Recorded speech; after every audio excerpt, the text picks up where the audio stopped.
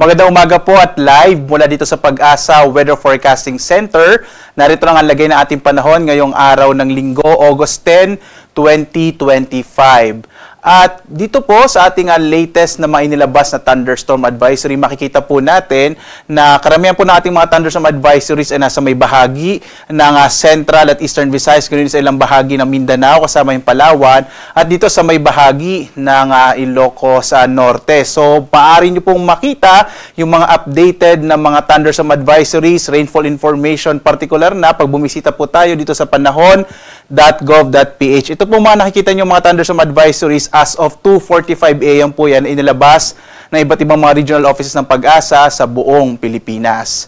At sa ating latest na satellite images, makikita po natin na patuloy na epekto ng southwest monsoon o hanging habagat, partikular na sa may kanlurang bahagi ng Luzon. So inaasahan pa rin natin na malaking tsansa po ng maulap na kalangitan na may mga pag-ulan partikular na sa may bahagi ng Ilocos Region, gayon din sa Batanes, kasama yung Babuyan Islands. Sa iba pang bahagi na ating bansa, makikita niyo po walang masyadong halos kaulapan dito sa may nalalabing bahagi ng Luzon at gayon din po sa ilang bahagi ng Visayas at ng Mindanao. Asahan pa rin natin medyo mainit na panahon sa malaking bahagi ng ating bansa pero posible pa rin yung mga isolated rain showers and thunderstorms kadalasan sa hapon hanggang sa gabi. Samantala, patuloy pa rin nating minomonitor itong bagyo na nasa labas ng Philippine Area of Responsibility na may international name na Podul. Yung Podul po ay mula sa bansang North Korea na ang ibig sabihin ay Willow Tree. So posible po na itong si Severe Tropical Storm Podul ay pumasok ng Philippine Area of Responsibility mamayang gabi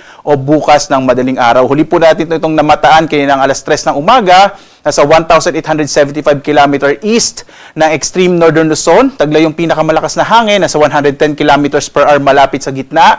Pagbugso na sa 135 km per hour. Kumikilos pakanluran sa bilis naman na 15 km per hour. So narito po yung latest forecast track ng bagyong Podul. Makikita po natin sa latest track ng bagyong Podul, posible nga pong pumasok ito ng Philippine Area of Responsibility mamayang gabi o bukas ng madaling araw.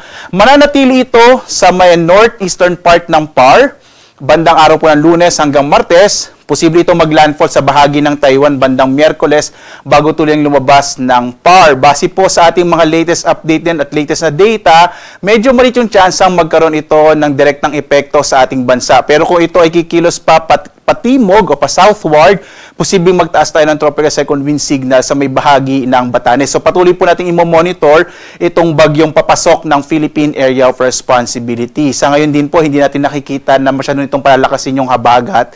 Kaya in general po, makikita pa rin natin yung mga generally fair weather sa malaking bahagi ng bansa sa mga susunod na araw. Ngayong araw ng Linggo, inaasahan natin na malaking tsansa ng mga pag-ulan at maulap na kalangitan sa may bahagi ng Ilocos Region, gayon din sa may area ng Batanes at Babuyan Islands. Sa nalalabing bahagi naman ng Luzon, patuloy na makararanas ng mainit na panahon na may mga pulupulong pag-ulan, pagkilat pagkulog sa hapon hanggang sa gabi, dulot ng mga localized thunderstorms. Kadalasan tumatagal po yan ng mga 30 minutes up to 1 hour. Ang agwat ng temperatura natin sa Lawag, 24 to 31 degrees Celsius. Sa Tuguegarao, 24 to 33 degrees Celsius. Sa Baguio, nasa 16 to 24 degrees Celsius. Sa Kamaynilaan naman, 25 to 32 degrees Celsius. Sa Tagaytay, 23 to 30 degrees Celsius. Habang sa Legazpi, 25 to 32 degrees Celsius. Dumako tayo sa Palawan, Visayas at Mindanao. Dito nga sa Palawan, inaasahan pa rin natin ang mga isolated o pulupulong pag-ulan, pagkilat, pagkulog, kung saan yung agwat ng temperatura sa Calayan Islands, 25 to 31 degrees Celsius. Sa Puerto Princesa naman, 25 to 31 degrees Celsius. Malaking bahagi din ng Kabisayaan ay makararanas ng mga pulupulong pag-ulan, pagkilat, pagkulog, lalo na sa hapon hanggang sa gabi. Ang agwat ng temperatura sa Iloilo, 25 to 32 degrees Celsius. Sa Cebu naman, 25 to 33 degrees Celsius. Habang sa Tacloban, 26 to 32 degrees Celsius. Bahagyang maulap naman na may mga pulupulong pag-ulan, pagkilat, pagkulog din ang maranasan sa malaking bahagi ng Mindanao, kung saan yung agwat ng temperatura sa Zamboanga nasa 24 to 33 degrees Celsius, sa Cagayan de Oro 24 to 32 degrees Celsius, habang sa Davao 25 to 33 degrees Celsius.